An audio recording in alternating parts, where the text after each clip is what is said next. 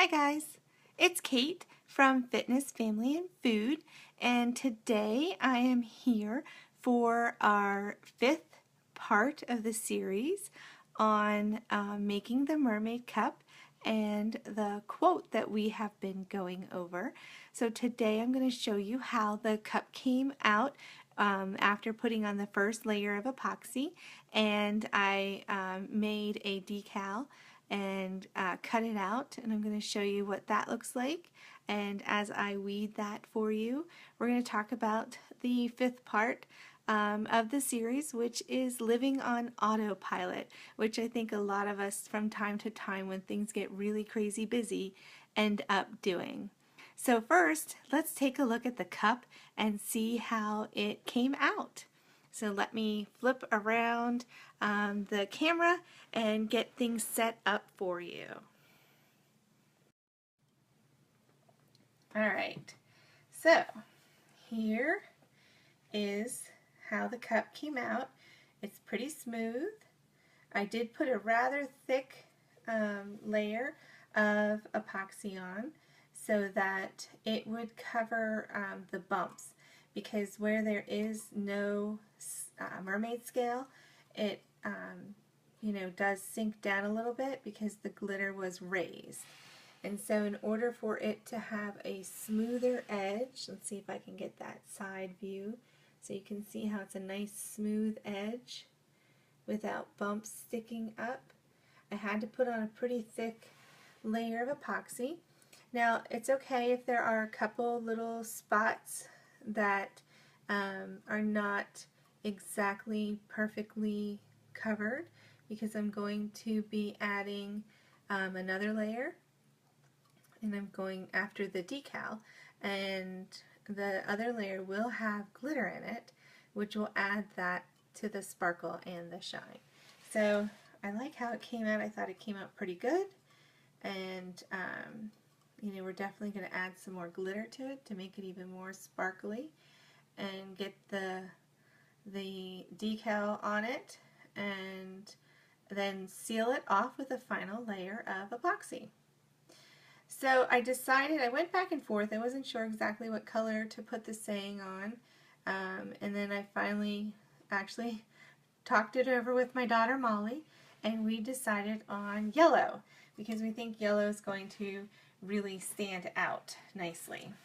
So this is the decal, and I just cut it out, and it's sort of hard to see on the camera, but you can sort of see where the lines are. But that is what it looks like when it comes out of the machine, so that it has the different cut marks. So what I'm going to be doing is taking off the excess vinyl. So let me get this set up and see if I can get it so that you can see without it being too far away.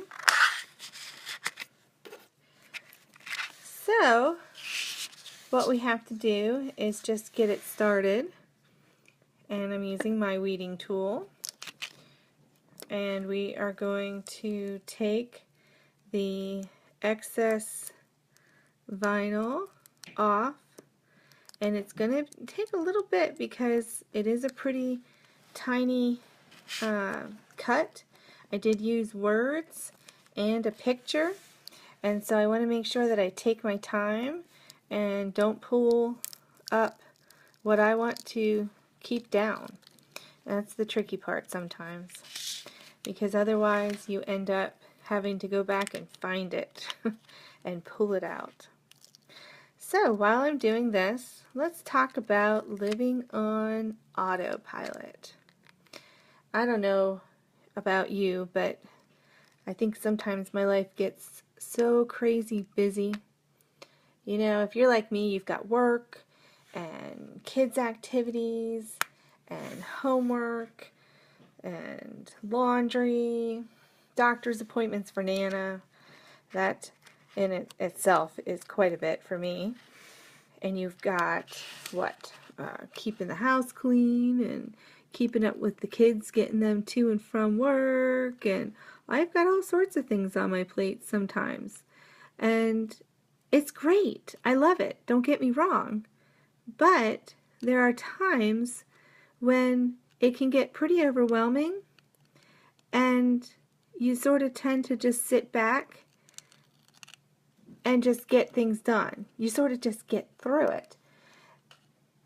And I bet you can think about times too when it gets pretty crazy and you just are in autopilot mode where you just want to get through everything. All right, I've got a dentist appointment, I've got a doctor's appointment, the vet appointment, I got to get grocery shopping done, lots and lots of things going on. And so when you get to that point, you tend to just go on autopilot and you get done what you need to get done, and you take the time that you need to do it, but you don't really leave very much time for yourself. Now, the busyness of life, when it gets that busy, can definitely be a distraction and even sometimes an obstacle for being yourself. You know, oftentimes it means that when you're that busy, you don't have time to really sit back and take the time that you need for yourself. So what happens is you end up getting done what everybody else needs you to do, and you don't take the time that you need in order to refuel yourself and take care of yourself.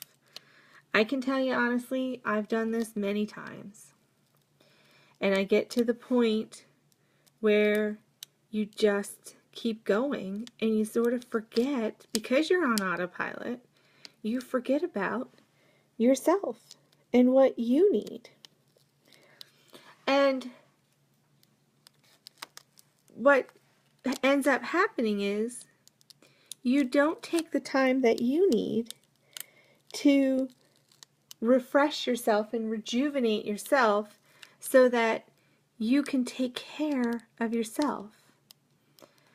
So there are a few tips that I want to give you today as I'm working on this that can sort of help you to take some time to stop that autopilot and stop going through everything you got to do and take the time for yourself to help yourself rejuvenate and refocus and relax so that you can be better at all the other things that you need to do.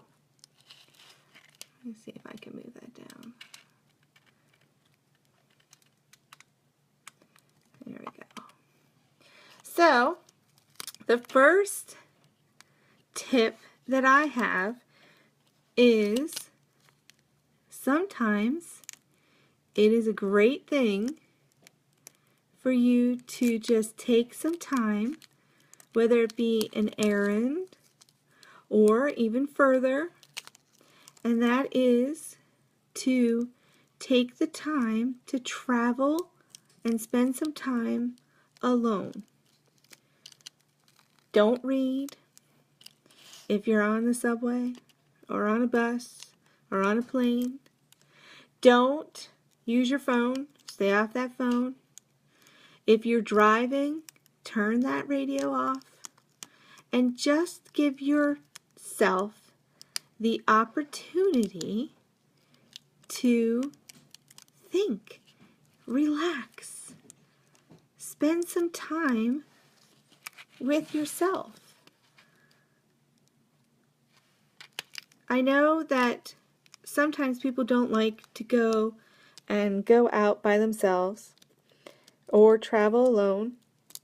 It can be a little bit daunting, especially if you're going somewhere a little unfamiliar. But if you just take those moments and think about it, those are really moments that we have that we often don't acknowledge or use You know, that's just sort of time wasted. Take that time, especially when you're busy, and give yourself some time to think and breathe. And just those few moments can really help you to begin to restore while you're still getting all your stuff done. I know it sounds a little crazy, but it does work. My second tip for you is to take 10 minutes. Just 10 minutes, that's it. I know when things get busy, 10 minutes is actually a lot. I know it is for me sometimes. But take 10 minutes at night. Those 10 minutes before you go to sleep. And just think about your actions. Think about your day. Think about where you are and where you want to be and what you are working on. And spend that time with yourself and your focus so that when you rethink your day, you can keep yourself moving in the direction that you want to go. It doesn't take a whole lot of time, and I know you're tired. I'm tired too at that time, but 10 minutes every evening just to refocus and rejuvenate and think about what you're doing and where you're going and what you want to do. Doesn't take long, and it really will make a big difference. And the last tip, and this is one of my favorite, and this takes a little bit more time, and you might actually have to plan out some time in order to be able to do it successfully. I do. But take a moment to go for a walk. I know. You're saying, I'm busy, when am I going to go? But if you take that time to go for a walk, I'm going to have to come back and get that little eye. Did you see that eye? I can't quite get there. Take the time to go for a walk in a park, down the street. Walk your dog. Go out where it is quiet and it is peaceful. Tune everything out around you. Take the time that you need to just listen to what's going on around you. Enjoy the birds. Enjoy the sounds of the cars. I mean, if that's what you hear, then listen to it. What are the sounds in your neighborhood? Take the moment just to enjoy the moment. That's all you need to do. And as you're walking, take the time to think about what has been going on in your life. What are areas that you want to improve? What are areas that you are excited about that are happening now? What are areas that you need to refocus on? All of those things you can think of and just let your mind go. And take that time as you are walking, listening to everything around you very calmly and peacefully, listening to those birds chirp, and enjoy what you have in that moment. That's what you need to do. That little tiny bit to help you recharge and reset. And you will be surprised at how just a few moments like that will really help you in the long run. Now, all of this might be hard. It might be hard to do for you. It might be something that you are not used to. It might be something that you are not comfortable with. But once you start to take the time for yourself and to do these small little changes, you will begin to see the benefits and how they really do help you. Even if they just bring down your stress level a little bit in the moment. That's a huge thing sometimes for me. Just to take that time to be able to relax and restore yourself and refocus a little bit so that you can continue on everything else that you have to do. Now, think about it this way. You know, truly living means that you have to stick with one thing. And that one thing, that one simple truth, is that you have to be willing to develop into the person that you were meant to be. And you know what? At the end of your life, you're really not going to remember all the stuff.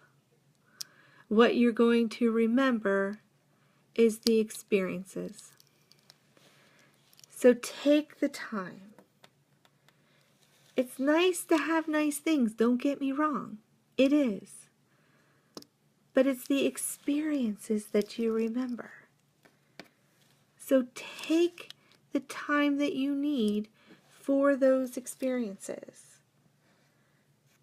Now listen, I want you to chase your dreams. Go after them. Don't give up on them. And that doesn't mean that you're going to, go on a huge adventure. It might mean that it's just your adventure. And whatever your adventure is what's going to make it meaningful for you. And that is what's going to make your life special. But if you don't take the time to rejuvenate yourself, you're going to have a lot of difficulty being able to take the time to follow those dreams. Because you have to take those moments to take care of you, to know where and what your dream is. You have to live your adventure. And in order to be able to live that adventure, you have to be able to take care of yourself. So, 3 steps.